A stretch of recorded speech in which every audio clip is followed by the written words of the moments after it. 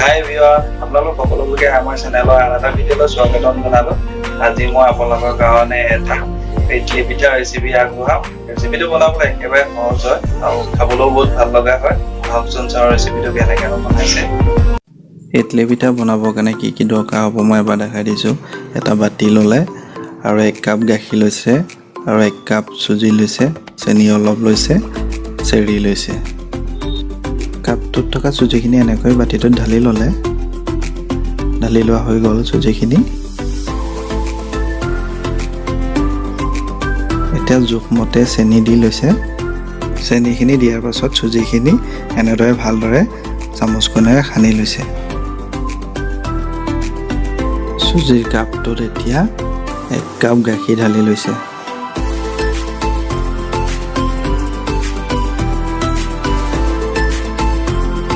হৈ গ'ল গাখীৰখিনি ঢলাৰ পাছত এনেদৰে ভালদৰে মিক্স কৰি লৈছে।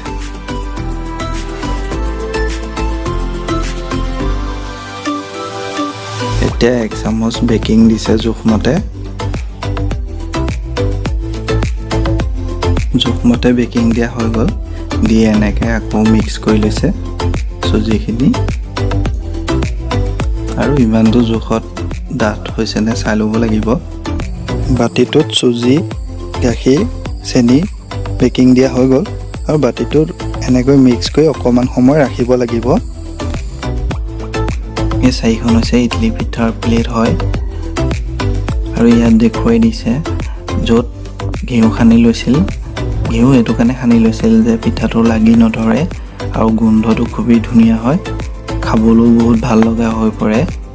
এতিয়া এটা কুকাৰ লৈছে, কুকাৰটোত বহুত কম পৰিমাণৰ পানী লৈ লৈছে। পানী লোৱা হৈ গ'ল। ইডলি ষ্টেণ্ডডাল কুকাৰৰ পানীখিনিত ইমানটো জোখলৈকে থাকিব লাগিব। মিক্স কৰি ৰখা চুজিখিনি এনেকৈ প্লেটত দিয়া হৈছে। এনেকৈ দিব লাগিব।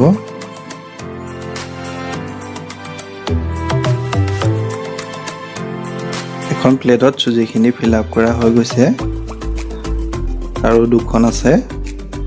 এতিয়া এটাকৈ চেৰি দি দিছে ওপৰত। চেৰি দিলে দেখিবলৈ পিঠাকেইটা ধুনীয়া হৈ পৰে, সেইকাৰণে এটাকৈ চেৰি দি দিছে।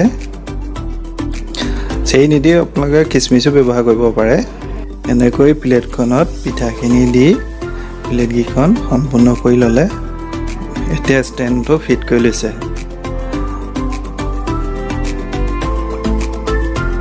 এতিয়া হৈ গ'ল আমাৰ পিঠা প্লেট কেইখনত সম্পূৰ্ণ কৰি ষ্টেণ্ডটো ফিট কৰা হৈ গ'ল।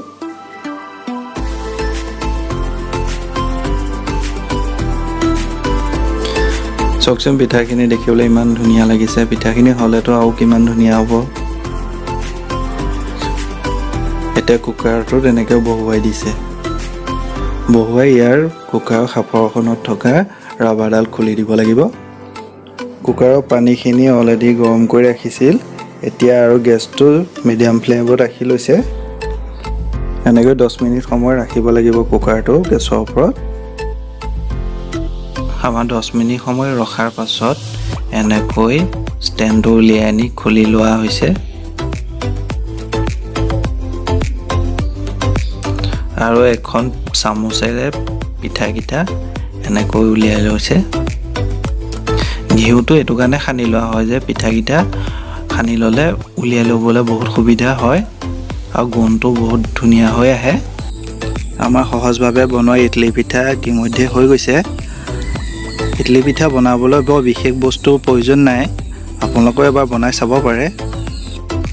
এইদৰে বনাই আপোনালোকে চাহ জলপানৰ লগত খাব পাৰিব আৰু লগতে আলহীকো খুৱাব পাৰিব। আৰু খাবলৈনো কেনেকুৱা হয় মোক জনাবলৈ নাপাহৰিব। আৰু যিসকলে মোৰ চেনেলটোলৈ নতুনকৈ আহিছে সেইসকলে চেনেলটো যাতে ছাবস্ক্ৰাইব কৰি লয় আৰু কাষতে থকা বেল আইকনটো প্ৰেছ কৰি অল কৰি ল'ব। তেতিয়া মোৰ আহিবলগীয়া নতুন ভিডিঅ'খিনি ন'টিফিকেশ্যন পাই থাকিব। যদি ভাল পাইছে ভিডিঅ'টো লাইক, কমেণ্ট, শ্বেয়াৰ কৰিব আৰু ভিডিঅ'টো সম্পূৰ্ণকৈ চোৱাৰ বাবে বহুত বহুত ধন্যবাদ থাকিল আপোনালোকলৈ।